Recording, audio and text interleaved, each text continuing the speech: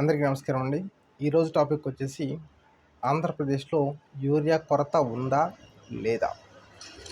ఆంధ్రప్రదేశ్లో యూరియా కొరత ఉంది అని వైసీపీ గట్టిగానే చూపిస్తుంది. ఆ వినియోగ కేంద్రాల వద్ద రైతులు లైన్లో వెయిట్ చేస్తున్న ఆ వీడియోల్ని పోస్ట్ చేస్తూ యూరియా కొరత ఉంది అని చెప్పేసి క్లియర్గా చూపిస్తున్నారు.